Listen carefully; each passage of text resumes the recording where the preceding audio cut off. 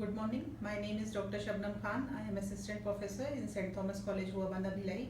Today I am going to explain about communication, जिसे हम हिंदी में संप्रेषण कहते हैं. तो आज हम देखेंगे कि संप्रेषण क्या है.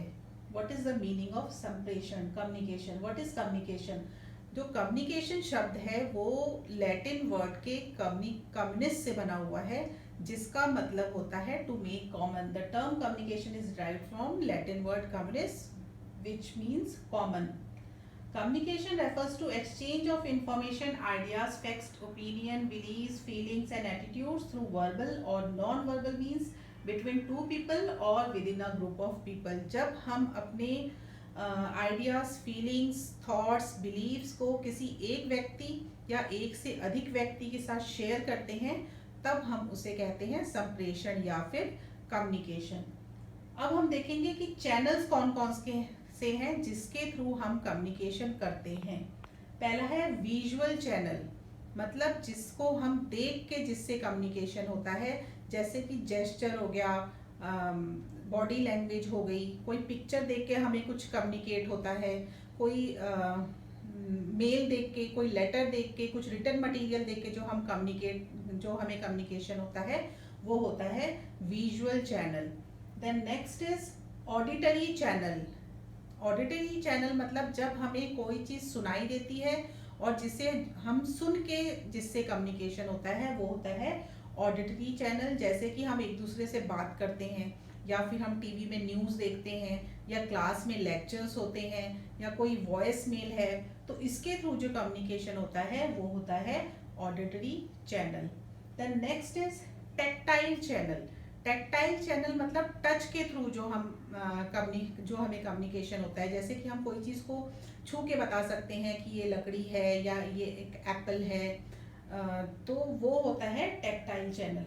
Then combined channel. Combined channel मतलब जो एक से अधिक चैनल्स को मिलके बनता है. ऑडियो विजुअल चैनल या ऑडियो टेक्टाइल और विजुअल चैनल, या फिर टेक्टाइल एंड ऑडिटरी चैनल मतलब जिसमें दो चैनल्स का यूज होता है या दो से अधिक चैनल्स का यूज होता है, वो होता है कंबाइंड चैनल. जैसे हम कोई चीज़ को टच भी कर रहे हैं और उसके बारे में सुन भी रहे हैं, या कोई चीज़ को हम टच कर रहे हैं और उसके बारे में हम पढ़ रहे हैं, तो ये होता है combined channel. Then we will see elements of communication. Communication जो है उसके एलिमेंट्स क्या हैं. First is sender. सेंडर मतलब जो कम्युनिकेशन कर रहा है, जो कम्युनिकेशन स्टार्ट कर रहा है, मीन्स जो बोल रहा है या फिर जो लिख रहा है, वो होता है सेंडर. जो अपने आइडियाज, फीलिंग्स या थॉट्स को शेयर कर रहा है वो होता है सेंडर. तो कम्युनिकेशन में एक सेंडर होना ज़रूरी है. Then ideas. आइडियाज मतलब जो आइडिया या बिलीफ जो सेंडर कम्युनिकेट करना चाहता है वो होता है idea. Without any idea communication is not possible. Then encoding. Encoding of idea. जो सेंडर जो कम्युनिकेट करना चाहता है उसको वो जब अपने दिमाग में सोचता है तो उसको एक भाषी रूप देता है, उसको एक लैंग्वेज देता है और उसको एनकोड करता है कि किस रूप में वो उसको सामने वाले को प्रेजेंट करेगा, उसे हम बोलते हैं एनकोडिंग. Then channel. चैनल मतलब कि किस वे से वो कम्युनिकेट करना चाहता है, या रिटन फॉर्म में, या विजुअल फॉर्म में, या ऑडिटरी फॉर्म में, या मिक्स्ड फॉर्म में. तो वो होता है चैनल, कि किस चैनल के थ्रू वो अपना मैसेज पास करना चाहता है. Then next is receiver. Receiver मतलब जिसको जो सेंडर है वो कम्युनिकेट करना चाहता है, जिसको अपनी बात पहुंचाना चाहता है, वो होता है रिसीवर. Then decoding. डीकोडिंग मतलब रिसीवर जब सेंडर का आइडिया रिसीव करता है और उसको वो समझता है, डीकोड करता है, उसे हम बोलते हैं डीकोडिंग. और लास्ट है फीडबैक. जब कोई कम्युनिकेशन पास हो गया, कोई आइडिया पास हो गया, तो उसके बाद जो सेंडर है उसको ये फीडबैक मिलना चाहिए कि उसका जो कम्युनिकेशन है, उसका जो आइडिया है वो रिसीवर के पास मिल गया है, तो उसे हम बोलते हैं feedback. Then types of communication. संप्रेषण के प्रकार कौन कौन से हैं ये हम देखेंगे. Based on the means of delivering the message, based on purpose of communication, based on levels of communication, based on pattern of communication. इन 4 आधार पे हम संप्रेषण के प्रकार देखेंगे। तो पहला है based on means of delivering the message, मतलब किस तरीके से जो मैसेज जो है वो डिलीवर किया गया। तो इसमें पहला है वर्बल कम्युनिकेशन यानी कि शाब्दिक संप्रेषण। शाब्दिक संप्रेषण मतलब जब हम शब्दों के द्वारा अपना जो आइडिया है, अपना जो मैसेज है वो सामने पास करते हैं, उसे हम बोलते हैं वर्बल कम्युनिकेशन यानी कि शाब्दिक कम्युनिकेशन। तो ये जो शाब्दिक कम्युनिकेशन है वो रिटन भी हो सकता है और ओरल भी हो सकता है, लेकिन शब्दों के द्वारा होता है। दूसरा है नॉन वर्बल कम्युनिकेशन यानी कि अशाब्दिक संप्रेषण, यानी कि इशारों से या बॉडी लैंग्वेज से या किसी पिक्चर से हम जब समझते हैं तो वो होता है अशाब्दिक संप्रेषण यानी कि non verbal communication. Next we will see based on the purpose of communication. इसमें है पहला फॉर्मल कम्युनिकेशन और दूसरा है इनफॉर्मल कम्युनिकेशन यानी कि औपचारिक और अनौपचारिक। तो औपचारिक संप्रेषण क्या होता है कि जब हम अपने फ्रेंड्स से बात कर रहे हैं, अपनी फैमिली वालों से बात कर रहे हैं, तो वो होता है अनौपचारिक संप्रेषण, है ना, जहाँ पे हमें किसी औपचारिकता को फॉलो नहीं करना होता है। और फॉर्मल कम्युनिकेशन यानी कि औपचारिक संप्रेषण क्या होता है, जो हम अपने से सब अपने सीनियर से बात कर रहे हैं, अपने टीचर से बात कर रहे हैं, प्रिंसिपल से बात कर रहे हैं, तो वो होता है formal communication. Then based on levels of communication, इसमें पहला है इंट्रापर्सनल कम्युनिकेशन। इंट्रापर्सनल कम्युनिकेशन मतलब जब हम खुद से बात करते हैं, हमारे मन में कुछ बात चलती रहती है, हम अपने आप से भी कई बार बात करते हैं, तो वो होता है intrapersonal communication. Then next is interpersonal communication. जब हम अपने आइडियाज किसी और के साथ शेयर करते हैं, वो होता है interpersonal communication. Then next is small group communication. जब हम एक छोटे ग्रुप में कम्युनिकेट करते हैं, 4-5 लोग में या 8-10 लोग में, छोटा सा एक ग्रुप है, उसमें कम्युनिकेशन प्रोसेस चल रहा है, उसको बोलते हैं स्मॉल ग्रुप कम्युनिकेशन। फिर होता है पब्लिक कम्युनिकेशन। जब हम लार्ज स्केल में, एक बहुत ज़्यादा पब्लिक है, वहाँ पे हम कम्युनिकेट कर रहे हैं, उसे हम कहते हैं public communication. Then organisational communication, कोई एक ऑर्गेनाइजेशन है, उसमें जो आपस में उसके मेंबर्स में आपस में जो बात होती है, उसे हम बोलते हैं organisational communication. Then based on pattern of communication, pattern के हिसाब से किस प्रकार से कम्युनिकेशन होता है, संप्रेषण होता है। वन वे कम्युनिकेशन, एक मार्गीय संप्रेषण। जब कोई एक व्यक्ति बोलता जा रहा है और दूसरा व्यक्ति सिर्फ सुन रहा है, तो उसे हम कहते हैं वन वे कम्युनिकेशन। जैसे हम कोई ऑडियो लेक्चर सुन रहे हैं, तो वो क्या है, एक वन वे कम्युनिकेशन है। देन टू वे कम्युनिकेशन, जब दोनों तरफ से कम्युनिकेशन हो रहा है, दोनों तरफ से बातचीत बराबर तरीके से हो रही है, जैसे नॉर्मल क्लासरूम टीचिंग में होती है। टीचर्स पढ़ाते हैं, बच्चे क्वेश्चन पूछते हैं, फिर टीचर्स उनका आंसर देते हैं, या टीचर क्वेश्चन पूछते हैं, स्टूडेंट्स उनका आंसर देते हैं, तो वो होता है टू वे कम्युनिकेशन या द्विमार्गीय संप्रेषण। Then next is one to one communication. जब एक व्यक्ति से बात करता है, एक व्यक्ति दूसरे व्यक्ति से बात करता है, दो लोग आपस में बात करते हैं, उसे हम बोलते हैं one to one communication. Then one to many communication, एक व्यक्ति जब बहुत सारे लोगों से बात करता है, उसे हम बोलते हैं वन टू मैनी कम्युनिकेशन। जैसा कि एक क्लासरूम में होता है, एक टीचर होता है और वो बहुत सारे लोगों के साथ बहुत सारे स्टूडेंट्स के साथ कम्युनिकेट कर रहा होता है, तो उसे बोलते हैं वन टू मैनी कम्युनिकेशन।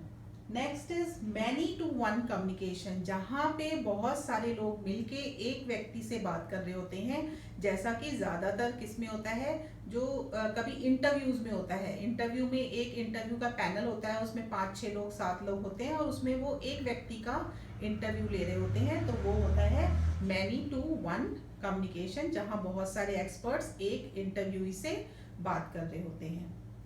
अब हम देखेंगे बैरियर्स ऑफ कम्युनिकेशन। कम्युनिकेशन की में कौन कौन सी बाधाएं होती हैं। पहला है फिजियोलॉजिकल बैरियर्स, यानी कि शारीरिक बाधाएं जो होती हैं।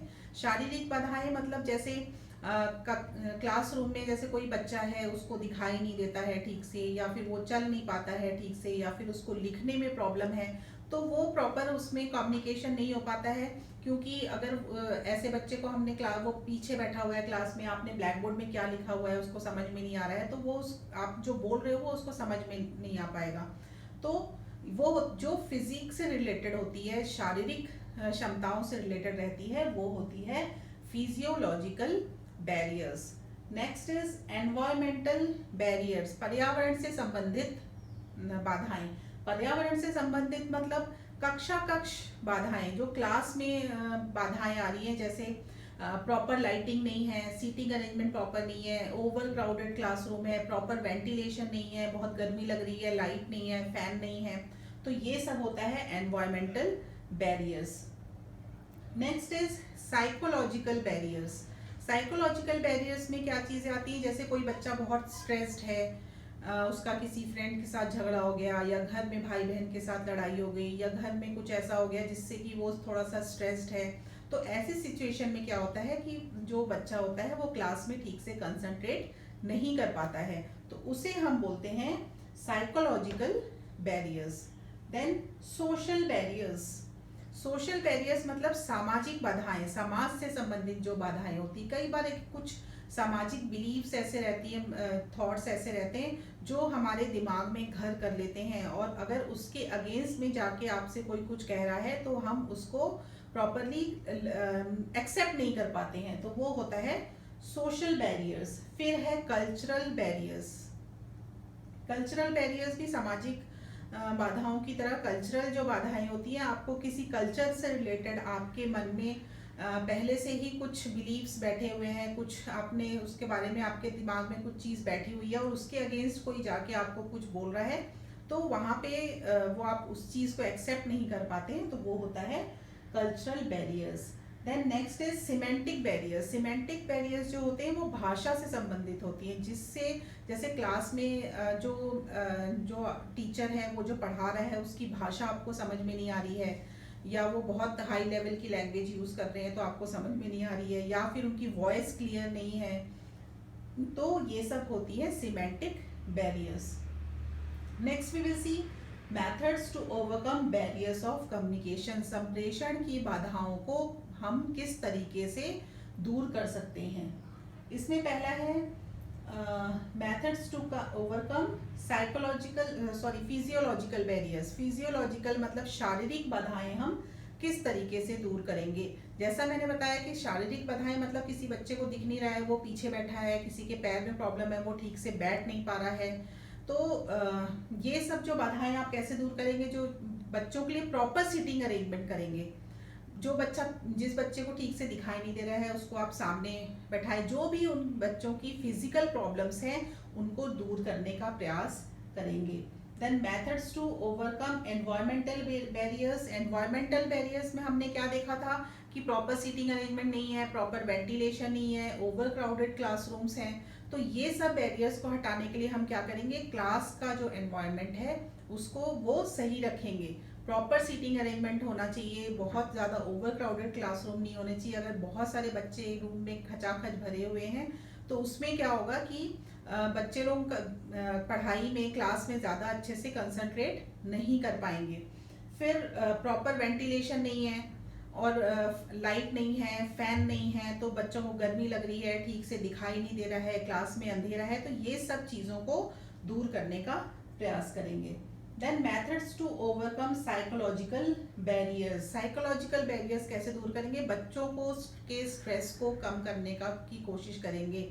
आपकी टीचिंग इस तरीके की होनी चाहिए कि बच्चे जो है उनका ध्यान अपने स्ट्रेस को छोड़ के आपके क्लास में अपने आप आकर्षित हो जाए। और बच्चों के स्ट्रेस को कम करने के लिए आजकल स्कूल्स में मेडिटेशंस, योगा वगैरह भी कराया जाता है।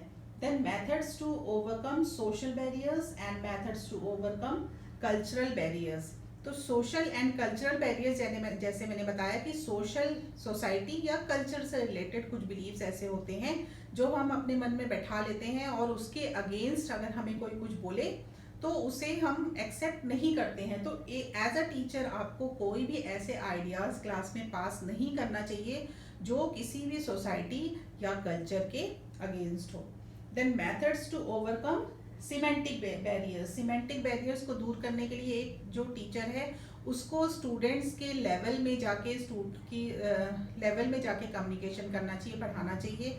सिंपल लैंग्वेज का यूज़ करना चाहिए, बच्चों के लेवल को देख के लैंग्वेज का यूज़ करना चाहिए, और जो वॉइस है वो क्लियर होना चाहिए ताकि बच्चे लोगों को अच्छे से समझ में आ जाए कि आप क्या पढ़ा रहे हैं। तो आज की क्लास में हमने देखा संप्रेषण कम्युनिकेशन क्या है, उसके प्रकार, उसकी बाधाएं और उन बाधाओं को किस तरीके से हम दूर कर सकते हैं। Thank you very much.